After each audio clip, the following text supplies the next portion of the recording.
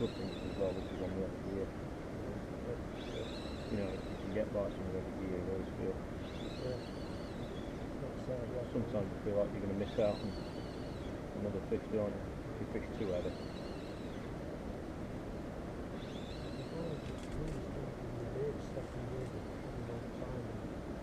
Well, that's the thing, right, so I've had to come quick, haven't I? It's not like I'm waiting 5 and 10 minutes for one. Keep baiting in there. And keep them there as long as possible.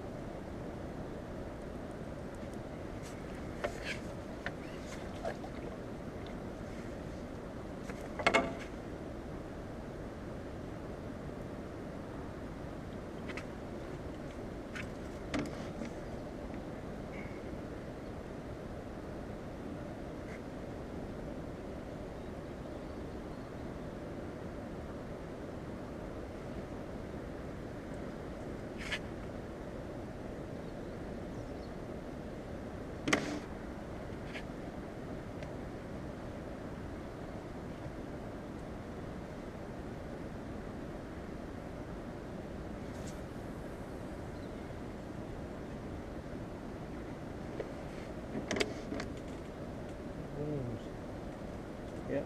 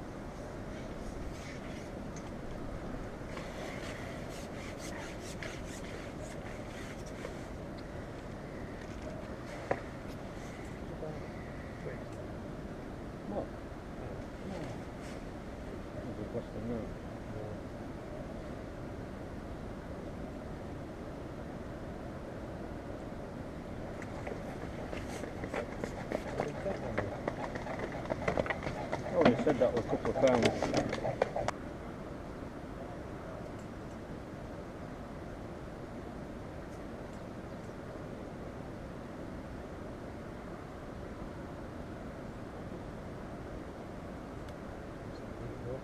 Yeah.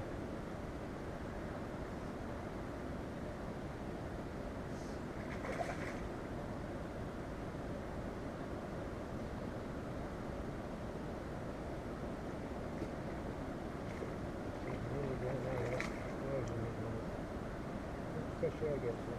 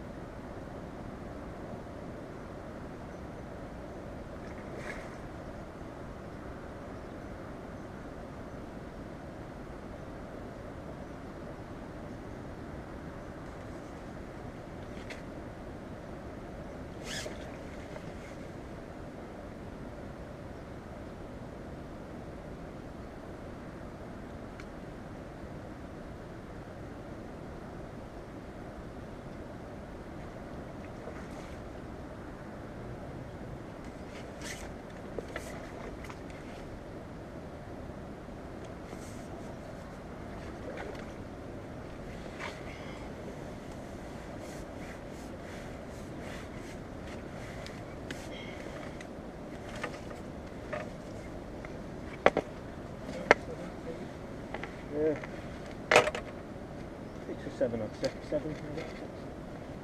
What's that? 8?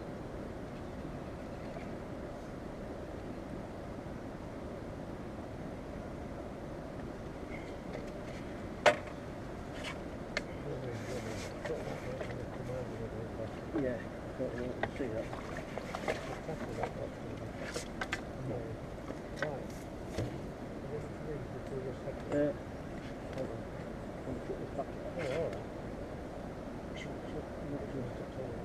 As long as possible.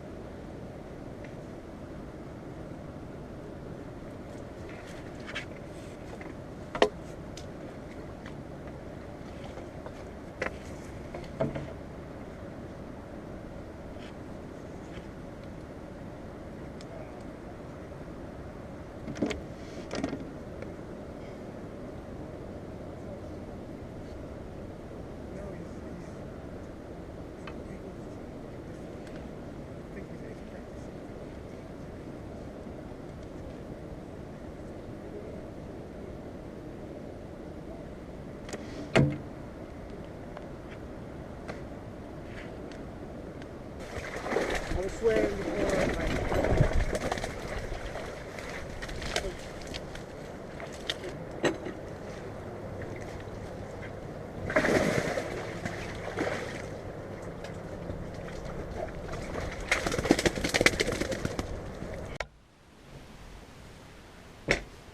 Right, well, what a match. Obviously I've had plenty of fish, but unfortunately it's not been like that for everybody. But this league is actually run on a rotational basis, so it means that everybody at some stage in the league will get a chance to fish each section. That section there, pegs 1 to 6, are renowned for big weights of bream and barbel as well on occasions. I've never fished it before, so the only information I got was gleaned from just knowing the history of that stretch, recent match results. I spoke to a good friend, Alan Henry, before the start, who knows the venue really well, and also Wayne Bartholomew, and they gave me a bit of information about the general sort of approach in that area. I don't think either one of them had fished peg 4 before, so yeah, I've drawn peg 4 right from the off. Everybody says pegs 5 and 6 are going to be the ones to compete with. They're the ones that tend to win all the matches there, so a lot of people thought that at very best I'll be fishing for 3rd in the section, but that could probably be 3rd in the match as well. But obviously it's a league and it's a points league, so you want to win your sections, come away with 1 point. So I just attacked it from day one. If the fish are in that area, I'm a strong believer that on a venue that's as wide as that, I bet it's about 100 metres wide there, I'm just a really confident angler that I think you can actually draw fish from 1 or 2 pegs. I know that doesn't happen all the time, sometimes the fish won't move at all, but I've just kind of gone from the off thinking that, yeah, if the fish are 1 or 2 or 3 pegs away even, I'm going to try and force them into my peg, give them a reason to be there, and that's what I've done right from the off.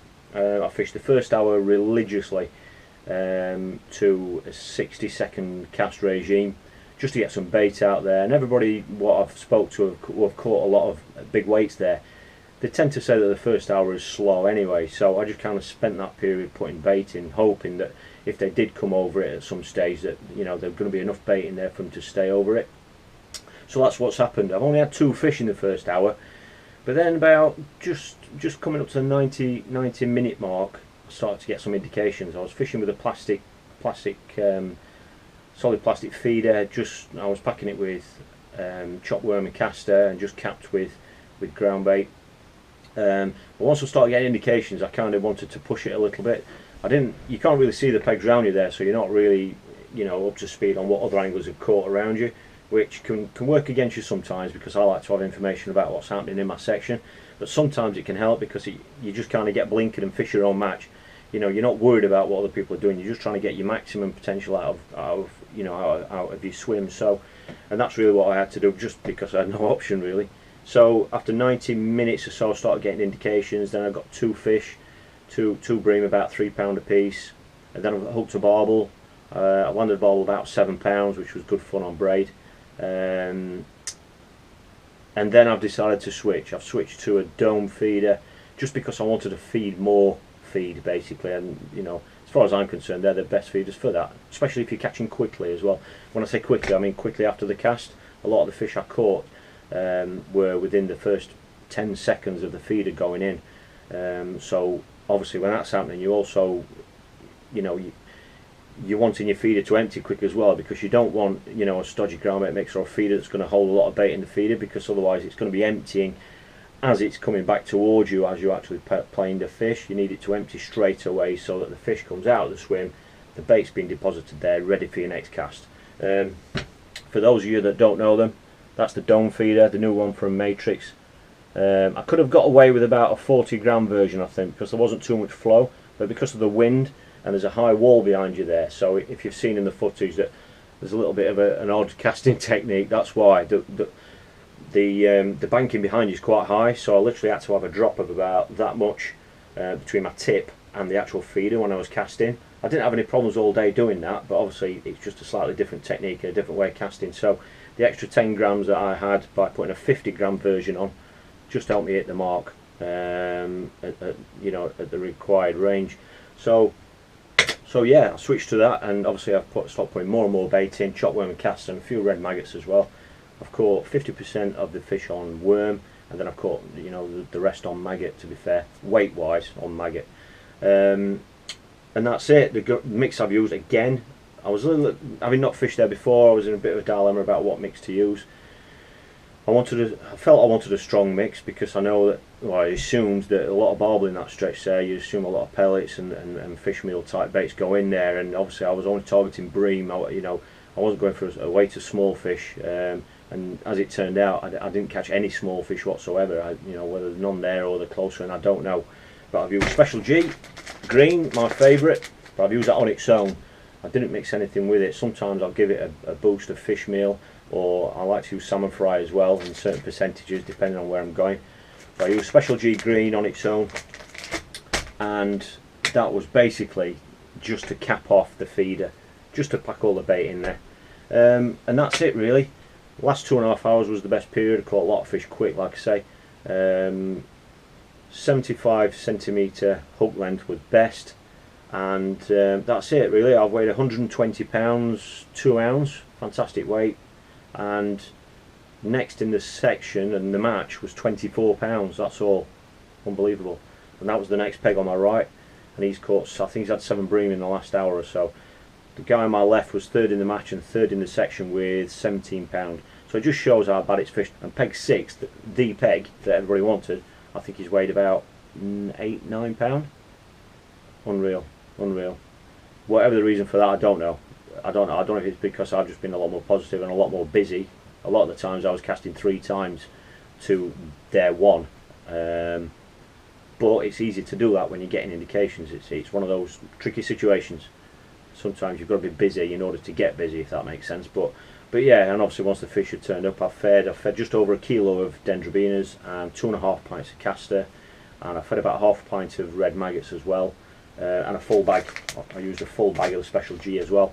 So yeah, obviously I'd hoped to be on fish like that, and that's why I took that quantity of bait. The rest of the sections, the rest of the match length is fished really hard, and that's where I'm going in the next round in 2 weeks' time. So yeah, it's good to make the most of a good section. Great to win the match, and I mean, come on, let's face it, weights like that on natural venues are absolutely fantastic.